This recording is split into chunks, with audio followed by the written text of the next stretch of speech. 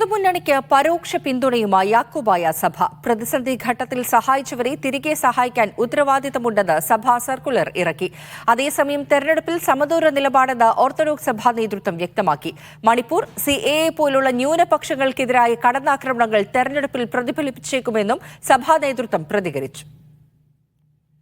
ഇടതുമുന്നണിയെ പിന്തുണയ്ക്കണമെന്ന് യാക്കോബായ സഭ metropolitan trustee Joseph Mar Gregorios മെത്രോപൊലിത്ത പുറത്തിറക്കിയ സർക്കുലറിൽ പരോക്ഷമായി വ്യക്തമാക്കുന്നു. യാക്കോബായ സഭയുടെ അസ്തിത്വം സംരക്ഷിക്കണമെന്ന് പുത്തൻകുരിശിൽ മുഖ്യമന്ത്രി നടത്തിയ പരാമർശം സൂചിപ്പിച്ചാണ് സർക്കുലർ.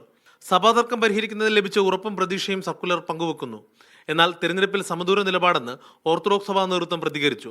സമ്മർദ്ദ രാഷ്ട്രീയത്തിന് സഭ തിരഞ്ഞെടുപ്പിനെ ഉപയോഗിക്കില്ലെന്നും സഭാ സെക്രട്ടറി വ്യക്തമാക്കി. ബഹുമാനവും ആദരവും കൊടുക്കുന്ന ആളുകൾ തെരഞ്ഞെടുക്കപ്പെട്ടു വരുവാൻ, നാടിന്റെ നന്മയ്ക്ക് വേണ്ടി പ്രവർത്തിക്കുന്നവർ തെരഞ്ഞെടുക്കപ്പെട്ടു വരുവാൻ സഭ ആഹ്വാനം ചെയ്യുന്നു. അതുകൊണ്ട് തന്നെ ജനാധിപത്യം അത്തരത്തിൽ ഇന്ത്യയിൽ എല്ലാ അർത്ഥത്തിലും നിലനിൽക്കണമെന്ന് സഭ ആഗ്രഹിക്കുകയും. മധ്യകേരളത്തിൽ സഭാതർക്കം തിരഞ്ഞെടുപ്പിൽ വീണ്ടും ചർച്ചയാകുന്നതും സഭാ നേതൃത്വങ്ങളുടെ നിലപാടും മുന്നണികൾ ജാഗ്രതയോടെയാണ് നോക്കിക്കാണുന്നത്.